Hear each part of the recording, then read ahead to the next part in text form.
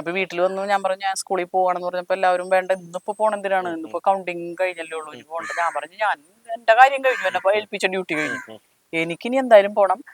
ഡ്യൂട്ടിക്ക് കയറുക എന്ന് മാത്രമല്ല, കുട്ടികൾക്കൊരു മെസ്സേജ് കൊടുക്കുക. സാധാരണഗതിയിൽ ഒരു മത്സരത്തിൽ അമ്പെ പരാജയപ്പെട്ട ഒരു സ്ഥാനാർത്ഥിയാണ് ഞാൻ. ഇനി പരാജയം കുട്ടികളും ഏറ്റുവാങ്ങുമ്പോൾ, 10ാം ക്ലാസ് റിസൾട്ട് കഴിയുമ്പോൾ, +2ന്റെ റിസൾട്ട് വന്നു കഴിയുമ്പോൾ, അല്ലെങ്കിൽ വേറെ ഏതെങ്കിലും പരീക്ഷ കഴിഞ്ഞാൽ ഈ കുട്ടികൾ ചെയ്യുന്നത്, ചില കുട്ടികൾ ആത്മഹത്യ ചെയ്തു, അല്ലെങ്കിൽ കുട്ടിയെ കാണാനില്ല, ഈ ഒരു രീതിയാണ്. അപ്പൊ ഞാൻ എൻ്റെ മനസ്സിൽ വെച്ചത് ഞാനൊരു മെസ്സേജ് എന്നുള്ള രീതിയിൽ എനിക്ക് പോകണം എൻ്റെ കുട്ടികളുടെ അടുത്തേക്ക്. നന്നായി തോറ്റ ടീച്ചറാണ്. അപ്പോ ഞാൻ നേരെ അതെ പടവരുതി എന്നാലും നന്നായി തോറ്റു. അപ്പൊ ഞാന് ആ തോൽവിയെ എനിക്കൊരു മെസ്സേജായിട്ട് കുട്ടികൾക്ക് കൊടുക്കണം എന്ന് കരുതി. എനിക്ക് കിട്ടിയ തോൽവി ഒരു സന്ദേശമായിട്ട് ഞാൻ എടുത്തിട്ട് ഞാൻ നേരെ സ്കൂളിൽ പോയി ചെന്നു. ടീച്ചർ ലോക്സഭാ തെരഞ്ഞെടുപ്പിന്റെ റിസൾട്ട് പുറത്തു വന്നിരിക്കുകയാണ്. LDFന് ഒരു കനത്ത പരാജയം തന്നെയാണ് ഏൽക്കേണ്ടി വന്നത്. ടീച്ചർ എങ്ങനെ ഇതിനെ നോക്കിക്കാണുന്നു? മൊത്തത്തിൽ ഞാനിപ്പോ ഈ ലോക്സഭാ തെരഞ്ഞെടുപ്പ് എല്ലാ ജനങ്ങളും എങ്ങനെയാണോ കാണുന്നത് അതുപോലെ തന്നെയാണ് ഞാൻ കാണുന്നത്. കാരണം പാർലമെന്റ് ഇലക്ഷനാണ് നമ്മൾ നടന്നത്. ആ പാർലമെന്റ് ഇലക്ഷനിൽ മെയിനായിട്ട് നമ്മൾ ക്യാമ്പയിൻ ചെയ്തത് കേന്ദ്രത്തിൽ ഒരു ഭരണമാറ്റം ഉണ്ടാവണം, രാജ്യത്തിന്റെ ഭരണഘടന സംരക്ഷിക്കണം, രാജ്യത്തിന്റെ സ്വഭാവ സവിശേഷത ബഹുസ്വരത സംരക്ഷിക്കണം എന്നുള്ളതായിരുന്നു. അതിന് പറ്റിയ ഒരു ജനവിധി ഉണ്ടായിട്ടുണ്ട്. ആ ജനവിധിയിൽ വളരെയധികം അഭിമാനിക്കുകയാണ്. എല്ലാവരും അഭിമാനത്തോടുകൂടി കാണേണ്ട ഒരു ജനവിധിയാണ്. ഭരണമാറ്റം ഉണ്ടായില്ല ശരി, പക്ഷെ അത്രയ്ക്ക് കവർ ചെയ്ത് ഒരു ഫാസിസ്റ്റ് ഭരണം പോയിരുന്നു. അതിനെ പെടുന്നനെ മാറ്റുക എന്ന് പറയുന്നത് എളുപ്പമായിരുന്നില്ല. ഭരണകൂടത്തിന്റെ എല്ലാ സ്ഥാപനങ്ങളെയും കംപ്ലീറ്റ് കൺട്രോൾ ചെയ്തുകൊണ്ടുള്ള ഒരു ഭരണ സംവിധാനമായിരുന്നു കേന്ദ്രത്തിൽ നടന്നിരുന്നത്. അപ്പൊ അതിനെ കംപ്ലീറ്റ് മാറ്റിയെടുക്കുക എന്ന് പറയുന്നത് പെടുന്നതിനെ കഴിയില്ല. പക്ഷെ ഇന്ത്യ മുന്നണി അത് വലിയൊരു വിജയമാണ്. ഇന്ത്യ മുന്നണി രൂപീകരിച്ചു. അപ്പൊ ജനങ്ങൾക്കൊരു വിശ്വാസം വന്നു. മുന്നണിയായിട്ട് നിന്ന് കഴിഞ്ഞാൽ തീർച്ചയായിട്ടും ജനങ്ങൾക്കൊരു ആശ്വാസം കിട്ടുന്ന ഒരു സഖ്യമാണ് എന്നുള്ളൊരു ബോധ്യം ജനങ്ങൾക്ക് വന്നു. കഴിഞ്ഞ തെരഞ്ഞെടുപ്പിൽ അങ്ങനെയായിരുന്നില്ല, സെപ്പറേറ്റ് ആയിരുന്നു. അപ്പോ കോൺഗ്രസിനാണെങ്കിലും അങ്ങനെ ഒറ്റയ്ക്ക് ഭൂരിപക്ഷം കിട്ടാവുന്ന ഒരു സാഹചര്യം ഉണ്ടായിരുന്നില്ല ഇന്ത്യയിൽ മൊത്തത്തിൽ നോക്കുമ്പോൾ. അപ്പൊ ഇത് പരമാവധി സ്റ്റേറ്റുകളുടെ താല്പര്യം സംരക്ഷിക്കുന്ന സ്റ്റേറ്റ് പാർട്ടീസ്. അപ്പോൾ ഇപ്പോൾ ഫെഡറലിസം ഒരു ഭീഷണി നേരിടുന്ന ഒരു കാലഘട്ടം കൂടി ആയിരുന്നല്ലോ. അപ്പോൾ സ്റ്റേറ്റ് പാർട്ടീസിന് ഒരു മേൽക്കൈ കിട്ടുന്ന ഒരു കൊളീഷൻ ഉണ്ടാക്കിയതിൻ്റെ ഒരു ആത്മവിശ്വാസം ജനങ്ങൾക്ക് കൊടുത്തിട്ടുണ്ട്. ആ ആത്മവിശ്വാസത്തെ ജനങ്ങൾ സ്വീകരിച്ചു എന്നുള്ളതാണ്. മറ്റൊന്ന്, നമ്മൾ പലപ്പോഴും പറയാറുള്ളത് പോലെ നമ്മൾ മാത്രമാണ് പൊളിറ്റിക്കലി ലിറ്ററേറ്റ് അല്ലെങ്കിൽ അവയർനെസ് കൂടുതലുള്ളത്. പൊളിറ്റിക്കൽ അവയർനെസ് കൂടുതലുള്ളത് കേരളത്തിലുള്ള ജനങ്ങൾക്ക് മാത്രമാണെന്ന് പറയാറുണ്ട്. അത് ശരിയല്ല എന്ന് ഇപ്പോൾ മാത്രമല്ല മുൻപും തെളിയിച്ചിട്ടുണ്ട്. ഇപ്പോൾ 75 അടിയന്തരാവസ്ഥയ്ക്ക് ശേഷം നടന്ന 77 ജനറൽ ഇലക്ഷൻ, ആ ജനറൽ ഇലക്ഷന് അടിയന്തരാവസ്ഥയിൽ ഇതേ ഫാസിസ്റ്റ് സമീപനം സ്വീകരിച്ച അന്നത്തെ കേന്ദ്ര ഗവൺമെന്റിനെതിരെ വിധി എഴുതിയത് ഈ ഹിന്ദി മിഡ്ലാൻഡും നോർത്തും ഒക്കെ നല്ല രീതിയിൽ അതിനെതിരെ തകർത്ത് വിധി എഴുതിയിട്ടുണ്ട്. ആ സമയത്ത് നമ്മളിവിടെ ആ അടിയന്തരാവസ്ഥയ്ക്ക് പ്രഖ്യാപിച്ച അതേ പാർട്ടിയുടെ കൂടെയാണ് കേരളം നിന്നത്. അപ്പോൾ അങ്ങനെ പരിശോധിക്കുമ്പോൾ ഇപ്രാവശ്യവും നോക്കൂ. ഇപ്രാവശ്യം പിന്നെ നമ്മളിപ്പോൾ ഒരു മുന്നണി സംവിധാനത്തിൽ നിൽക്കുന്നു. ജനങ്ങൾ കൃത്യമായി ഒരു മുന്നണി എന്നുള്ള രീതിയിൽ വലിയ ഒരു ഒറ്റക്കക്ഷി എന്നുള്ള രീതിയിൽ കോൺഗ്രസിന് അനുകൂലമായ ഒരു നിലപാടെടുത്തു. അപ്പോൾ തന്നെ വടക്കേന്ത്യയിൽ, മധ്യേന്ത്യയിലും വടക്കേന്ത്യയിലും നോക്കിക്കഴിഞ്ഞാൽ അവിടുത്തെ ജനങ്ങൾ ഏറ്റവും പൊളിറ്റിക്കലി അവെയർ ആയിട്ടുള്ള ഒരു നിലപാടാണ് അവരെടുത്തത്. അമ്പലം പണിത് കാണിച്ചു കൊടുത്തു. അമ്പലത്തിന്റെ പ്രാണപ്രതിഷ്ഠ നടത്തി. പ്രധാനമന്ത്രി തന്നെ അതിന് നേതൃത്വം കൊടുത്തു. ഹിന്ദു രാഷ്ട്രം ഉണ്ടാക്കാൻ പോകുന്നു എന്ന് പറഞ്ഞു. ഹിന്ദുക്കൾക്കെതിരെ ഒരു ശത്രുവിനെ തീർക്കുകയാണ് ചെയ്തത്. ശത്രുവിനെ കൃത്യമായി നറേറ്റ് ചെയ്ത് ജനങ്ങളുടെ മനസ്സിലേക്ക് കൊടുത്തു.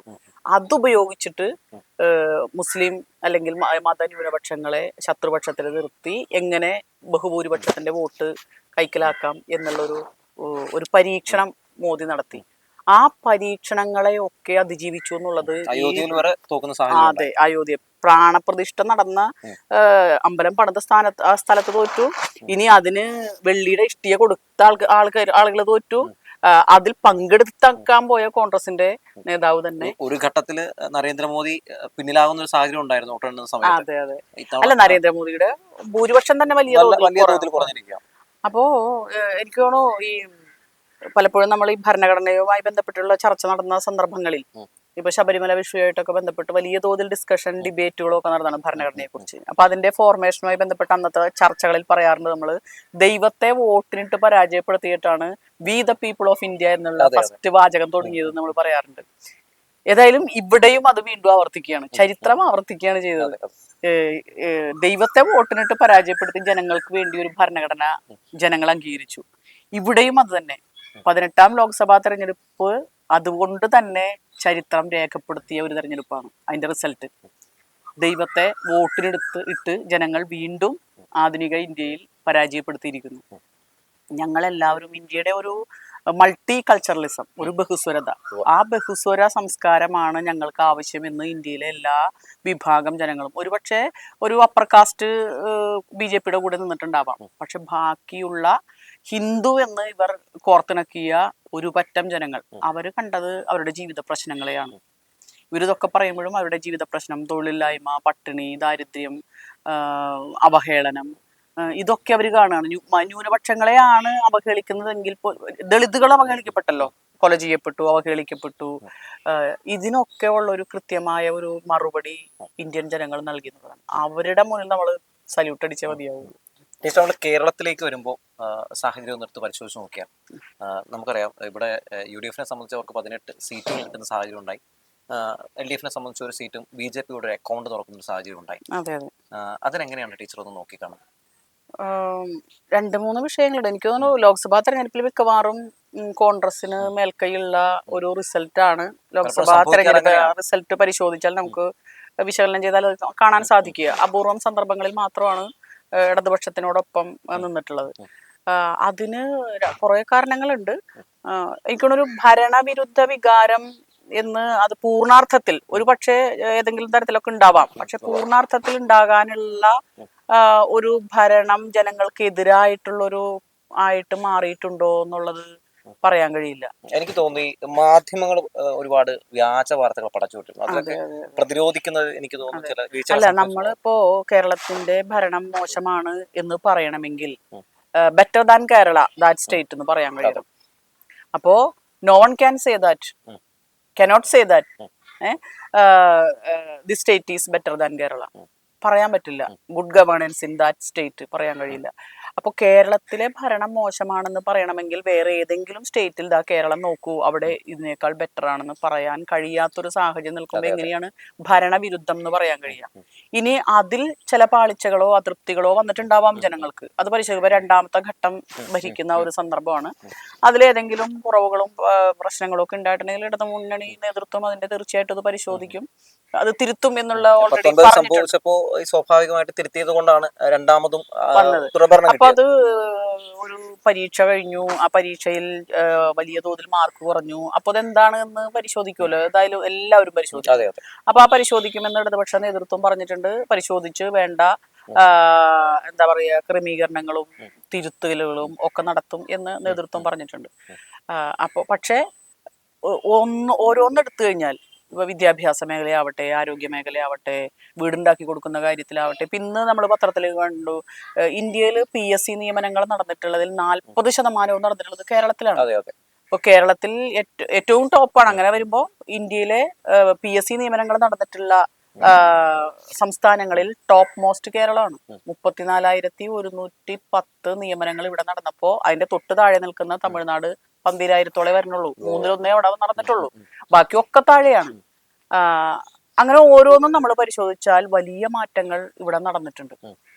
പക്ഷേ എന്നാലും സാമ്പത്തിക പ്രയാസം, ആ സാമ്പത്തിക പ്രയാസം എന്തുകൊണ്ടുണ്ടായി എന്ന് അവസാന നിമിഷമാണ് സുപ്രീം കോടതി വിധിയൊക്കെ വന്നത്. അതിനു മുൻപ് പറഞ്ഞിരുന്നത് ഇവിടുത്തെ മാനേജ്മെന്റ്, എക്കണോമിക് ക്രൈസിസ് ഉണ്ടാവുന്നത് ഇവിടുത്തെ എക്കണോമിക് മാനേജ്മെന്റ് ശരിയല്ല, അതുകൊണ്ടാണെന്നൊക്കെയാണ് പറഞ്ഞത്. പക്ഷെ മുഖ്യമന്ത്രിയും മന്ത്രിമാരും ഒക്കെ സമരം ചെയ്യാൻ പോയി. അപ്പോഴൊക്കെ ഈ പ്രതിപക്ഷവും കോൺഗ്രസും എതിരായിട്ടാണ് നിന്നത്.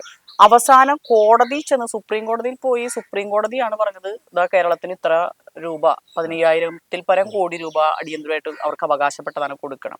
പക്ഷെ അതൊന്നും മാധ്യമങ്ങളിലൂടെയൊന്നും ക്യാമ്പയിൻ ചെയ്യാൻ കഴിഞ്ഞില്ല. നമുക്കും അത്രത്തോളം അപ്പോഴേക്കും ഇലക്ഷൻ വന്നുപോയി, ക്യാമ്പയിൻ ചെയ്യാൻ കഴിഞ്ഞില്ല. ഞാൻ പറയുന്നത് 100% ശരി എന്നുള്ള അർത്ഥത്തിലല്ല. അതിനിടയിൽ വന്നിട്ടുള്ള പാകപ്പിഴകൾ എന്താണെന്ന് പാർട്ടിയും ഇടതുപക്ഷവും പരിശോധിച്ച് അത് തിരുത്തലുകൾ വരുത്തുക തന്നെ ചെയ്യും. പക്ഷെ നമ്മൾ പ്രത്യക്ഷത്തിൽ ഇതിനേക്കാൾ നല്ലത് മറ്റതാണ് എന്ന് പറയാൻ കഴിയാത്തൊരു സ്ഥിതിവിശേഷം ഇന്ത്യയിലുണ്ട്. കേന്ദ്രത്തിലെ ഗവൺമെന്റ് തന്നെ 24ഓളം അവാർഡുകൾ ഗുഡ് ഗവേണൻസിനടക്കം കൊടുത്തിട്ടുള്ള ഒരു സംസ്ഥാനമാണത്. അപ്പൊ പിന്നെന്താണ് പ്രശ്നം എന്നുള്ളത് ഇരുന്ന് പരിശോധിച്ച് അത് തീർച്ചയായിട്ടും തിരുത്തലുകൾ വരുത്തുക തന്നെ ചെയ്യും. ടീച്ചറിന്റെ മണ്ഡലത്തില് ഈ പറയുന്നത് പോലെ എങ്ങനെയാണ് മത്സരത്തെ നോക്കി കാണുന്നത്? എല്ലാ കേരളത്തിൽ മൊത്തത്തിൽ ഒരു വലിയൊരു എന്താ പറയാ പരാജയമാണല്ലോ വന്നത്. പക്ഷെ വോട്ടിംഗ് ഷെയർ നോക്കുമ്പോൾ 1% കഴിഞ്ഞ പ്രാവശ്യത്തെക്കാളും കുറഞ്ഞിട്ടുള്ളൂ. പക്ഷെ സീറ്റുകൾ നമുക്ക് അത്രത്തോളം നേടാൻ കഴിഞ്ഞില്ല. ഇവിടെയാണെങ്കിൽ വലിയ ഭൂരിപക്ഷത്തോടു കൂടി ശ്രീ ഹൈബി ഈഡൻ ജയിച്ചു.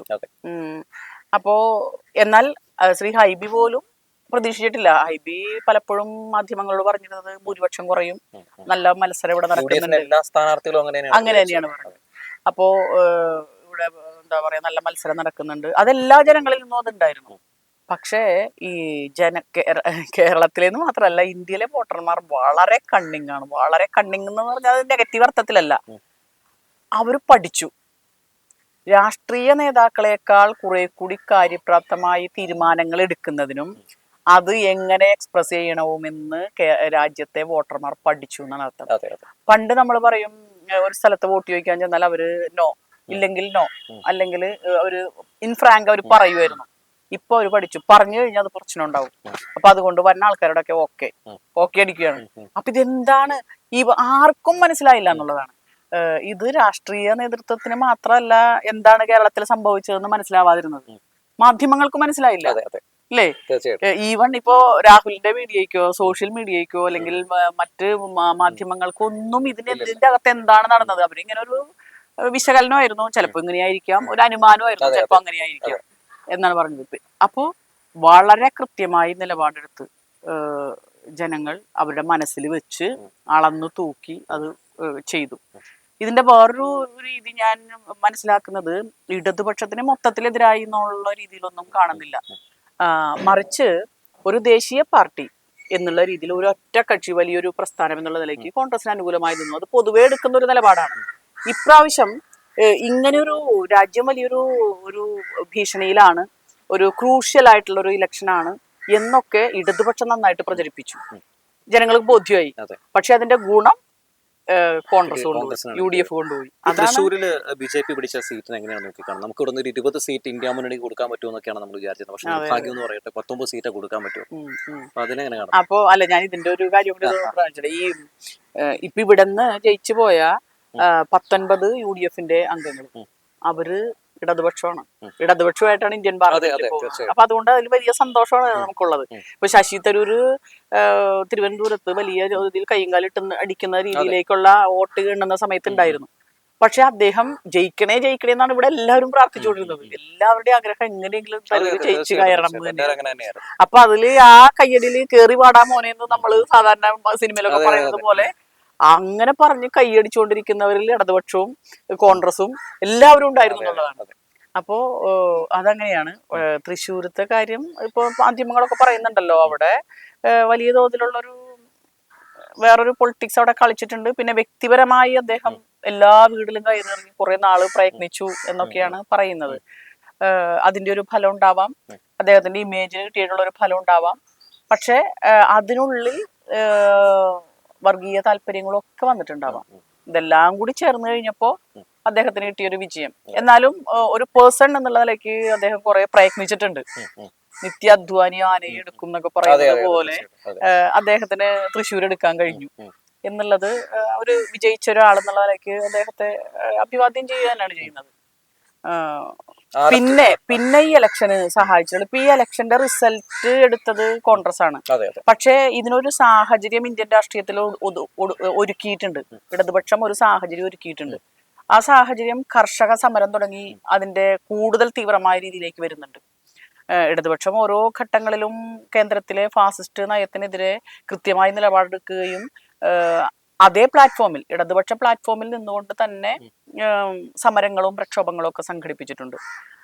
പക്ഷേ കർഷക സമരം വന്നപ്പോൾ അതിന് നേതൃത്വം കൊടുക്കാനും ആ സമരത്തെ കുറെ കൂടി മൊബിലൈസ് ചെയ്യാനും ഒക്കെ സഹായിച്ചതും അതിന് നേതൃത്വം കൊടുത്തതും ഇടതുപക്ഷമാണ്.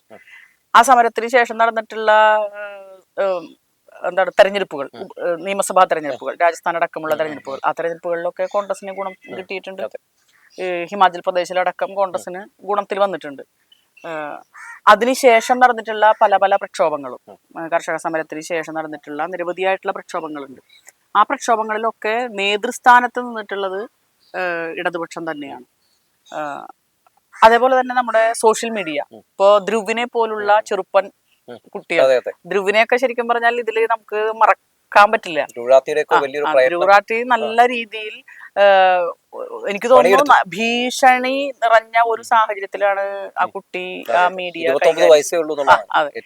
അപ്പോ കൃത്യമായി മോദിയുടെ എല്ലാ ഫാസിസ്റ്റ് മുഖത്തെയും അതിന്റെ അടിസ്ഥാനത്തിലുള്ള ഭരണത്തെയും എല്ലാ ഭരണകൂട ഏജൻസികളെയും നിയന്ത്രിച്ചുകൊണ്ട് നടത്തുന്ന ഭീകരവാഴ്ചയെയും ഒക്കെ വലിയ തോതിൽ, വലിയ സാധാരണക്കാരുടെ ഭാഷയിൽ, പ്രത്യേകിച്ച് ഹിന്ദിയിൽ ഒക്കെ പകർന്നു കൊടുത്തപ്പോൾ ജനങ്ങളിലേക്ക് വന്നിട്ടുള്ള ഒരു ബോധ്യം അത് വലുതാണ്.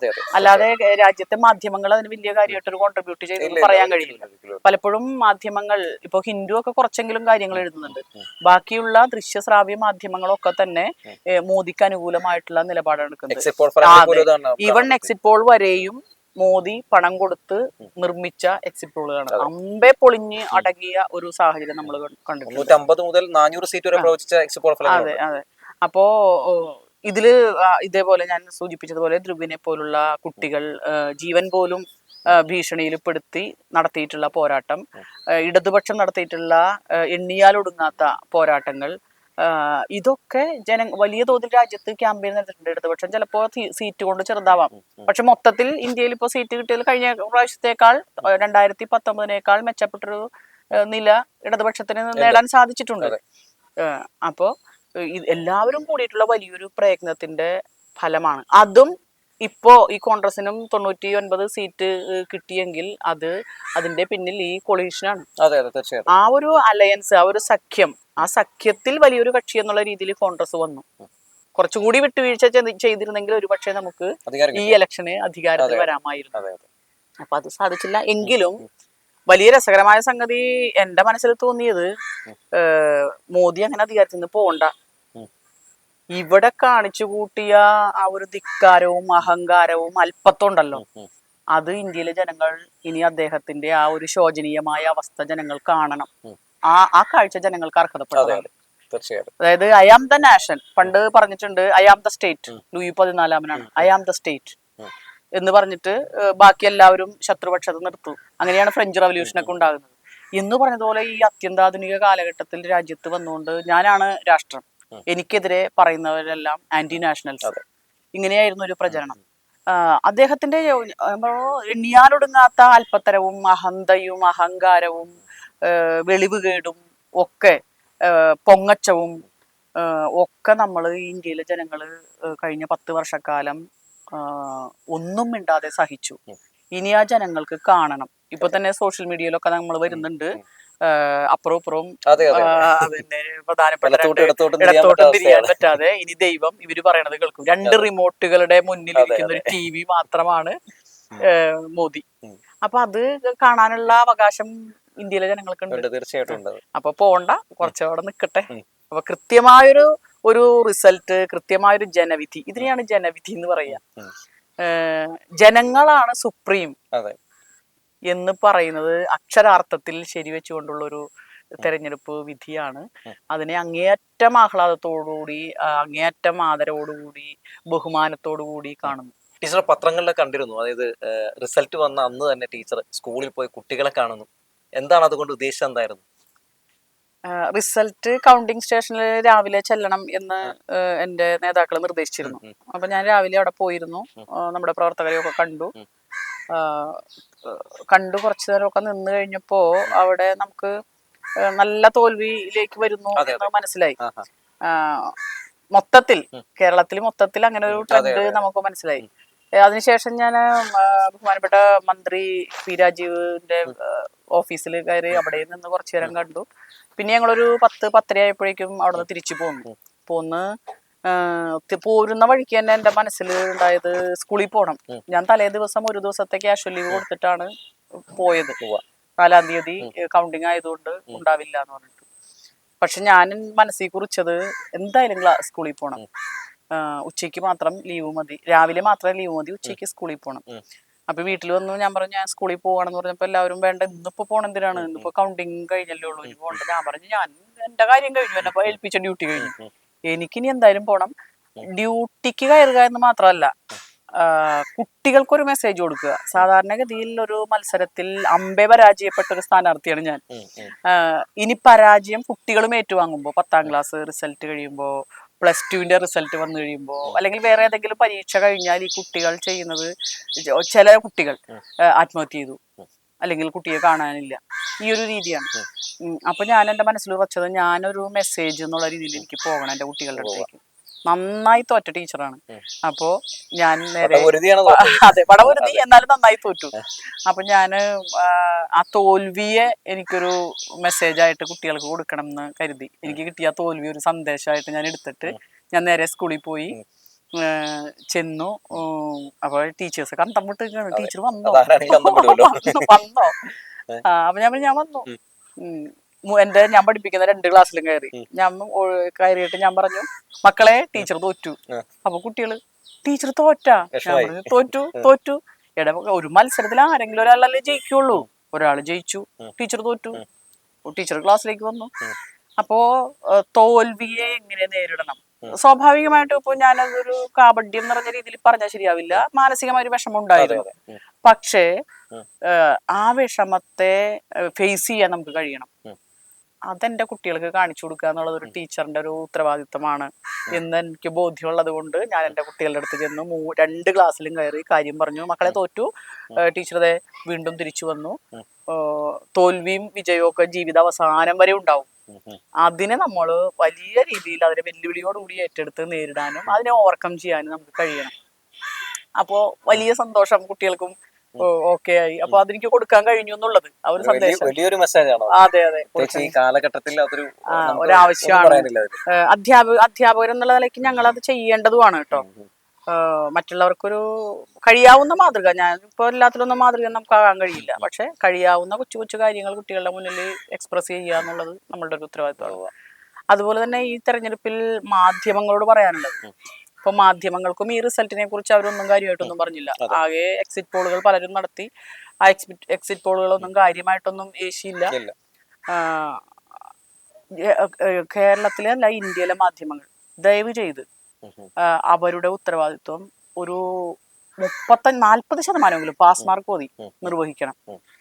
ഇപ്പോൾ എന്ന് വിചാരിച്ചാല് അവർക്ക് അവരുടെ ഉത്തരവാദിത്വം നിർവഹിക്കാൻ പറ്റാത്ത വിധത്തിൽ അവർ വാങ്ങപ്പെട്ടിരിക്കുകയാണ്, അവര് വിൽക്കപ്പെട്ടു. അതിൽ നിന്ന് അവർ മുക്തമായി ഏതെങ്കിലുമൊക്കെ രീതിയിൽ, ഇപ്പോ കേസരി ബാലകൃഷ്ണ പിള്ളയെ പോലുള്ള പത്രപ്രവർത്തകരൊക്കെ നമ്മുടെ അഭിമാനമാണ്, സ്വദേശാഭിമാനി രാമകൃഷ്ണ പിള്ള. അപ്പൊ അതൊക്കെ ഒരു കാലഘട്ടത്തിൽ രാജ്യത്തിന്റെ ചരിത്രത്തിന്റെ ഗതിയെ നിർണയിക്കാൻ പ്രാപ്തമായ രീതിയിൽ തൂലിക ചലിപ്പിച്ച ആളുകളാണ്. ഇന്നും രാജ്യത്തിന് അത് ആവശ്യമുണ്ട്. ഒരു ഫോർത്ത് എസ്റ്റേറ്റ് ഏറ്റവും ആവശ്യം, ഒരു ഫോർത്ത് എസ്റ്റേറ്റ് എന്നുള്ള രീതിയിൽ ഇന്ത്യയിലെ ബഹുഭൂരിപക്ഷം വരുന്ന ജനങ്ങളുടെ പ്രശ്നങ്ങൾ മാധ്യമങ്ങളിൽ വരണം. ഇന്നിപ്പോ അതില്ല. ഇപ്പോ പ്രശസ്തരായ മാധ്യമ പ്രവർത്തകർ കുൽദീപ് നയ്യാറും അതുപോലെ പി സായിനാഥ് പോലുള്ള മാധ്യമ രംഗത്തും സാമൂഹ്യ രാഷ്ട്രീയ രംഗത്തും എഴുത്തുകാർ എന്നുള്ള നിലയിലും അതിപ്രശസ്തരായിട്ടുള്ളവർ പോലും പറഞ്ഞിട്ടുള്ളത് രാജ്യത്തിലെ മാധ്യമങ്ങളുടെ പ്രവർത്തനത്തിൽ ഏതാണ്ട് ഒരു 95% വാർത്തകൾ ഒരു അപ്പർ ക്ലാസിന്റെ വാർത്തകളാണ്. അപ്പർ ക്ലാസിന്റെ വാർത്തകൾ മാത്രമേ അതിലേക്ക് വരുന്നുള്ളൂ. ഇപ്പോൾ ഷെയർ മാർക്കറ്റ് ഇടിഞ്ഞു, അല്ലെങ്കിൽ ഫാഷൻ പരേഡിൽ ആര് ജയിച്ചു, മിസ് വേൾഡ് ആരാണ്, അല്ലെങ്കിൽ വേറെ ഏതെങ്കിലും അമിതാഭ് ബച്ചന്റെയും ഫാമിലിയുടെയും പ്രശ്നങ്ങൾ ചർച്ച ചെയ്യുന്നു. അങ്ങനെ വലിയ വലിയ ഗോസിപ്പുകൾ നിറഞ്ഞതും ഒരു അപ്പർ ക്ലാസിന്റെയും കാര്യങ്ങൾ മാത്രം ചർച്ച ചെയ്യുന്ന ആർക്കും വേണ്ടാത്ത ഒരു സാധനമായിട്ട് മാധ്യമങ്ങൾ മാറിയിട്ടുണ്ട്. അവർ ഇനി തിരിച്ചു വരണം. ഇന്ത്യയിലെ ജനങ്ങൾ കാണിച്ച ആ കരുതൽ, വോട്ടർമാർ കാണിച്ച ആ കരുതൽ മാധ്യമ പ്രവർത്തന രംഗത്തും പറ്റാവുന്നവർ, പൂർണ്ണമായി അടിമയായി പോയിട്ടുള്ളവരോട് പറഞ്ഞിട്ട് കാര്യമില്ല, പറ്റാവുന്നവരെങ്കിലും അത് റിവൈവ് ചെയ്ത് മുന്നിലേക്ക് വരണം, ജനങ്ങൾക്ക് വേണ്ടി എഴുതണം, ജനങ്ങളുടെ ശബ്ദമായി മാറണം. രാജ്യത്തിന്റെ ജനാധിപത്യത്തിലെ ഫോർത്ത് എസ്റ്റേറ്റായി ഒരു കാവലാളായി മാധ്യമങ്ങൾ മാറണമെന്ന വളരെ വിനയപൂർവ്വം വളരെ ചെറിയ ഒരാളെന്നുള്ള രീതിയിലുള്ള റിക്വസ്റ്റ് കൂടി ഞാൻ അതിലെല്ലാം ഉണ്ട്. ഈ ഇലക്ഷന് ഇടതുപക്ഷത്തിനെതിരെയൊക്കെ പ്രചരിപ്പിച്ചിരിക്കുന്ന വ്യാജ അതെ അതെ വ്യാജ വാർത്തകൾ, അതൊക്കെ ഈ ഭരണവിരുദ്ധ വികാരം എന്ന് പറയുന്നത് ഉണ്ടാക്കപ്പെട്ടതാണ്, ഉണ്ടാക്കപ്പെട്ടൊരു നറേറ്റീവാണ്. കുറെ കാര്യങ്ങൾ അങ്ങനെയാണ്. ഈ ഗവൺമെന്റ് ചെയ്യുന്ന ഒരു നല്ല കാര്യവും ഈ വലതുപക്ഷ മാധ്യമങ്ങൾ എഴുതില്ല. കാരണം അവർക്ക് എഴുതാൻ കഴിയില്ല. അവര് ആരുടെയോ ഒക്കെ കുഴലൂതുമ്പോ, ആരൊക്കെയോ കുഴലൂതുമ്പോ അതിനനുസരിച്ച് ആടുന്ന ആളുകളാണ്. ആ ആട്ടത്തിന്റെയും കൂടിയും ഫലമാണ് ജനങ്ങൾ എടുത്ത. പക്ഷെ ഇന്ത്യ മുന്നണിയുടെ ഭാഗമായതുകൊണ്ട് നമുക്കത് ആശ്വസിക്കാം. പക്ഷെ ഒരു ഗവൺമെന്റിനെതിരെ, അതെ, ഒരു ഗവൺമെന്റിനെ മോശപ്പെടുത്തിക്കൊണ്ട്, ഇടതുപക്ഷത്തെ മോശപ്പെടുത്തിക്കൊണ്ട് നടത്തിയിട്ടുള്ള എല്ലാ കളികളുടെയും കൂടി ഒരു റിസൾട്ട് കൂടിയായി ഈ കേരളത്തിലെ റിസൾട്ടിനെ കാണേണ്ടി വരും. തിരുത്തണം എന്നുള്ളത് ഒരു സംശയമില്ല. തിരുത്തൽ എന്താണെന്ന് വെച്ചാൽ അത് വേണ്ട രീതിയിൽ ചെയ്യും, ഇടതുപക്ഷം ചെയ്യും. പക്ഷെ മാധ്യമങ്ങളുടെ വലിയൊരു കളി, അവർക്ക് തന്നെ മനസ്സിലാക്കാൻ പറ്റാത്ത, ജനങ്ങളുടെ മനസ്സ് മനസ്സിലാക്കാൻ, റീഡ് ചെയ്യാൻ പറ്റാത്ത അവസ്ഥ, അതൊക്കെ മാധ്യമങ്ങളും സ്വയം തിരുത്തേണ്ടതാണ്. നമുക്ക് ഈ റിസൾട്ടിൽ എല്ലാവർക്കും പഠിക്കാനുണ്ട്, രാഷ്ട്രീയ പ്രസ്ഥാനങ്ങൾക്ക് പഠിക്കാനുണ്ട്. ഇനി കോൺഗ്രസിന് ഈ വോട്ടും ഇത്ര വലിയ ഭൂരിപക്ഷമൊക്കെ കിട്ടിയത് അവരുടെ എന്തെങ്കിലും മേന്മ കൊണ്ടാണ് എന്ന് ഒരിക്കലും അവർ വശാവരുത്. കാരണം അതിന് വേറെ കാരണങ്ങളുണ്ട്. അല്ലാതെ ഞങ്ങൾ നല്ലതായിട്ടല്ലല്ലോ ജനങ്ങൾ 2 പ്രാവശ്യമായിട്ട് പ്രതിപക്ഷത്തിരുത്തിയിട്ടുള്ളത്. അത് കോൺഗ്രസ് പഠിക്കണം, ഇടതുപക്ഷം മൊത്തത്തിൽ പഠിക്കാനുണ്ട്. അവർ പഠിക്കുമെന്ന് ഓൾറെഡി പറഞ്ഞിട്ടുണ്ട്. മീഡിയ പഠിക്കണം. ജനങ്ങളും കുറെ കാര്യങ്ങൾ മീഡിയയെ കുറിച്ച് മനസ്സിലാക്കണം. നമ്മളെല്ലാവരും ഒരു സ്ഥാനാർത്ഥി എന്നുള്ള രീതിയിൽ ഞാൻ കുറെ കറക്റ്റ് ചെയ്യേണ്ടതുണ്ട്. എല്ലാവരും ഇതിനെക്കുറിച്ച് വിശകലനം ചെയ്ത്, നിരീക്ഷിച്ച്, പഠിച്ച് വേണ്ട തിരുത്തലുകൾ വരുത്തി മുന്നോട്ട് പോകണം. ഇന്ത്യയെയും ഇന്ത്യയിലെ ജനങ്ങളെയും കേരളത്തെയും കേരളത്തിന്റെ പുതിയ സാംസ്കാരിക വികസനത്തെയും പുതിയ വികസന സങ്കല്പത്തെയും ഒക്കെ തന്നെ നല്ല രീതിയിൽ സ്വീകരിക്കണം. ഒപ്പം വടക്കേ ഇന്ത്യയിലെ വോട്ടർമാർ കാണിക്കുന്ന രാഷ്ട്രീയ സാക്ഷരത, അവരേതെങ്കിലും ഒരു കളത്തിലല്ല സ്ഥിരം. വടക്കേ ഇന്ത്യൻ രാഷ്ട്രീയത്തിൽ നമ്മൾ പലപ്പോഴും അവർ വിദ്യാഭ്യാസം ഇല്ലാത്തവരാണ്, പാവപ്പെട്ടവരാണ്, വിവരമില്ലാത്തവരാണ് എന്ന് പറയുകയും, പക്ഷെ അവരെ ഒരിക്കലും ഒറ്റക്കളത്തിലാവില്ല. അവർ കൃത്യമായി രാഷ്ട്രീയത്തെ അവർ ജീവിതത്തിൽ അനുഭവിക്കുകയാണ്. അതൊരു പ്രശ്നമുണ്ട് കേട്ടോ. ഇപ്പൊ കഴിഞ്ഞ ദിവസം ഞാൻ ശ്രീ KN ഗണേശ് സാറിന്റെ ഒരു പ്രസ്താവന കണ്ടിരുന്നു, ഒരു പ്രസംഗം കേട്ടിരുന്നു. അദ്ദേഹം അത് പറയുന്നുണ്ട്. അതായത് ഇവിടെ നമുക്കൊരു മിഡിൽ ക്ലാസ്, ഏതാണ്ട് ഒരു മിഡിൽ ക്ലാസ് ഉള്ള രീതിയിലേക്ക് വളർന്നു വന്നിട്ടുണ്ട് കേരളത്തിലെ പൊതുസമൂഹം. ഒരു തള്ളിക്കളയാനാവാത്തൊരു മിഡിൽ ക്ലാസ് രൂപപ്പെട്ടിട്ടുണ്ട്. അവരെ സംബന്ധിച്ച് അവർക്ക് വീട് വേണ്ട, ലൈഫ് പദ്ധതി അവരെ ബാധിക്കുന്നില്ല, ക്ഷേമ പെൻഷനുകൾ അവർക്ക് വേണ്ടാത്ത സാധനമാണ്, അവർക്ക് അതിന്റെ ആവശ്യമില്ല. അതുപോലെ സാധാരണ പള്ളിക്കൂടങ്ങൾ മെച്ചപ്പെടുത്തിയ ഇല്ലയോ എന്ന് അവർക്ക് അറിയേണ്ട കാര്യമില്ല. അപ്പോ പക്ഷെ വടക്കേ ഇന്ത്യയിൽ ഇതല്ല. വടക്കേ ഇന്ത്യയിൽ ധാരാളം സാധാരണക്കാർ, വിദ്യാഭ്യാസ സ്ഥാപനങ്ങൾ ഇപ്പോഴും ഇല്ല, ആശുപത്രികളില്ല. ഉത്തരേന്ത്യയിലല്ല, നമ്മുടെ ഉത്തർപ്രദേശിലൊക്കെ കണ്ടല്ലോ. ഉത്തർപ്രദേശില് എത്രയോ കുട്ടികൾ ഓക്സിജൻ കിട്ടാതെ നൂറുകണക്കിന് കുട്ടികൾ മരിക്കുന്നു. കോവിഡ് കാലത്ത് ഗംഗാ നദിയിൽ ഒഴുകി ശവം നടക്കുന്നു. ഇങ്ങനെയുള്ള കാര്യങ്ങൾ അവിടെ അനുഭവിക്കുകയാണ്. അവർ നേരിട്ട് ജനങ്ങൾ ബഹുഭൂരിഭാഗവും ഈ ഇല്ലായ്മ അനുഭവിക്കുകയാണ്. അപ്പൊ അതിന് ആരാണ് ഉത്തരവാദി? അപ്പൊ അതുകൊണ്ട് അവർ കൃത്യമായിട്ട് പ്രതികരിച്ചു. അവരതുകൊണ്ട് കളം മാറ്റി ചവിട്ടിക്കൊണ്ടിരിക്കുന്നു. ആരാണോ ഞങ്ങൾക്കൊരു ആശ്വാസം തരുന്നത് അവരുടെ കൂടെ നിൽക്കുന്നു. നേരെ മറിച്ച് കേരളത്തിൽ അതല്ല, ഒരു മിഡിൽ ക്ലാസ് ആണ്. ആ മിഡിൽ ക്ലാസ്സിനെ തൊടുന്ന അല്ലെങ്കിൽ അവർക്ക് വരുന്ന കാര്യങ്ങൾ അത് മാത്രമേ അവർ നോക്കുന്നുള്ളൂ. ബാക്കി ബഹുഭൂരിപക്ഷം വരുന്ന ജനങ്ങൾക്ക് ചെയ്യുന്ന കാര്യങ്ങളൊന്നും അവർക്കത് അറിയേ വേണ്ട. അപ്പൊ അതുകൊണ്ട് പരമ്പരാഗതമായി വോട്ടർമാർ ഇപ്പോഴും കേരളത്തിൽ ഉണ്ടായിക്കൊണ്ടേയിരിക്കുന്നു. മാറ്റത്തിന് ആവശ്യമില്ല. അവരത് മൈൻഡ് ചെയ്യുന്നേ ഇല്ല. അപ്പോ ഞങ്ങൾക്ക് മാത്രമല്ല ഇവിടെ ജീവിക്കാനുള്ളത്, താഴെ ജനങ്ങളുണ്ട്, സാധാരണക്കാരുണ്ട്. അവരുടെ കാര്യവും പരിഗണിക്കേണ്ട ഉത്തരവാദിത്വം ഒരു ഗവൺമെന്റിനുണ്ട്. ആ ഉത്തരവാദിത്വം ഒരു ഗവൺമെന്റിനുണ്ട് എന്ന് പറയുമ്പോൾ അത് ഞങ്ങളുടേത് കൂടി ഒരു ഉത്തരവാദിത്വമാണ്. അതാണല്ലോ ഗവൺമെന്റ് ഏറ്റെടുത്ത് നടത്തുന്നത്. ആ ഒരു പരിഗണന കേരളത്തിലെ മിഡിൽ ക്ലാസ് ഒരു ഗവൺമെന്റ് നയം രൂപീകരിക്കുമ്പോൾ അങ്ങനെ നോക്കിക്കണ്ട് വിലയിരുത്തണം എന്നുള്ളൊരു റിക്വസ്റ്റ് എനിക്കുണ്ട്. നമ്മുടെ കെ രാധാകൃഷ്ണന്റെ നേട്ടം, നമ്മുടെ കേരളത്തില് ആലത്തൂരിലാണ് ഒരു സീറ്റ് കിട്ടുന്നത് LDF. അതിനെങ്ങനെയാണ് നോക്കിക്കാണുന്നത്? ആശ്വാസം മറ്റേ നമ്മളെപ്പോഴും പറയാറുള്ളത് പോലെ കനൽ കനൽ ഒരു ഒരു തരി അതെ. ഒരു തരി അത് മതി. ആ ഒരു തരിയെങ്കിലും അവിടെ അതെ, ഉണ്ടായല്ലോ. അതെ, അതെ. അദ്ദേഹത്തിന്റെ പല രീതിയിൽ അതിനെ വിലയിരുത്തിയിട്ടുണ്ട് ഓൾറെഡി. അദ്ദേഹം നല്ലൊരു മനുഷ്യനാണ്. ഉം. വളരെ സിമ്പിൾ ആയിട്ടുള്ള ഉം. എല്ലാവർക്കും ഇഷ്ടപ്പെടുന്ന ഉം. ഒരു നേതാവാണ്. അപ്പൊ അദ്ദേഹത്തിന് ജയിക്കാൻ കഴിഞ്ഞു എന്നുള്ളത് അദ്ദേഹത്തിന്റെ ഒരു ക്രെഡിറ്റും, ഒപ്പം തന്നെ അവിടെ ഇടതുപക്ഷത്തിന് കുറച്ചുകൂടിയും വേരോട്ടമുള്ള ഒരു സ്ഥലം എന്നുള്ള രീതിയിലും ആലപ്പുഴയിൽ നിന്ന് തിരിച്ചിവിടേക്ക് ഒരു ആശ്വാസ വിജയവുമായി അതെ. അദ്ദേഹം വന്നു. ഉം. സന്തോഷം, അഭിവാദ്യം. അപ്പോൾ വലിയ സന്തോഷം ടീച്ചറെ, വീണ്ടും കാണാം. Okay, thank you.